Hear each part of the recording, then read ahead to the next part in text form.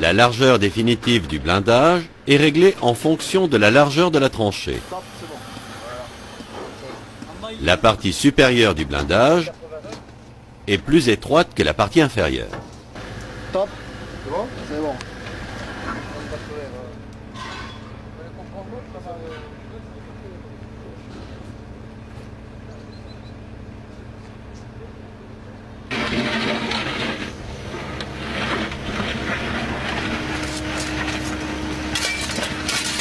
Une préfouille d'une longueur égale au caisson est réalisée sur une profondeur d'1 mètre maximum. Le caisson est élingué avec 4 brins au crochet de levage prévu. Il est descendu dans la préfouille, guidé par un compagnon.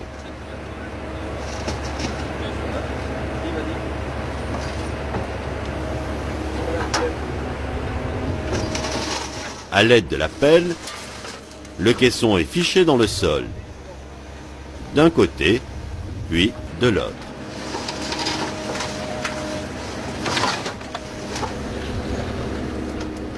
Le terrassement de la tranchée est poursuivi à l'intérieur du caisson.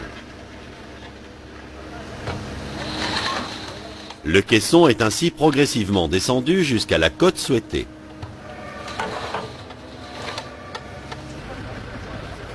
Le niveau de fond de fouille est contrôlé.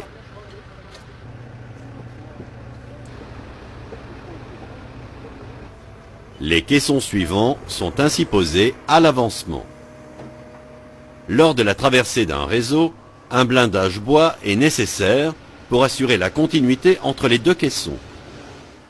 Il est constitué de planches verticales maintenues par des bastings et étrésillons à vis. Le compagnon mesure la longueur du coffrage à réaliser. Des bastings sont sciés à la cote pour réaliser une première ceinture interne en partie supérieure. Ils sont maintenus par un jeu d'étrésillons à vis.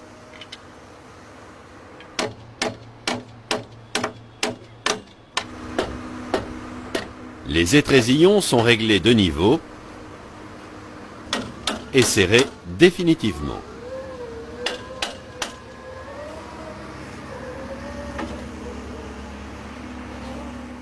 Le réseau est dégagé manuellement pour mettre en place une ceinture en partie inférieure.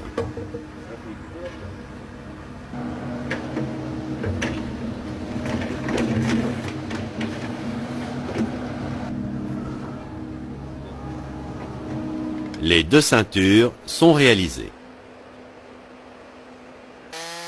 Des planches de 40 mm minimum sont préparées en prévoyant une extrémité en biseau.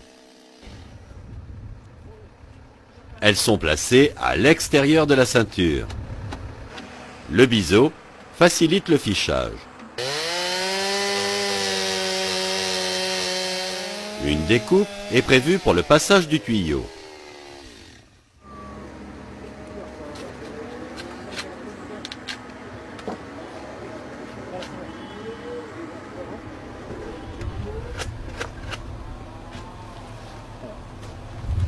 Les planches sont descendues à l'aide de la masse. Un compagnon maintient l'extrémité avec la baramine pour guider le fichage dans le sol.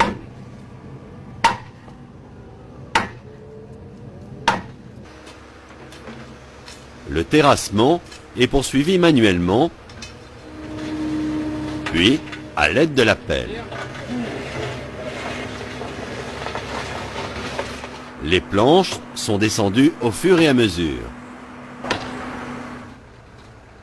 La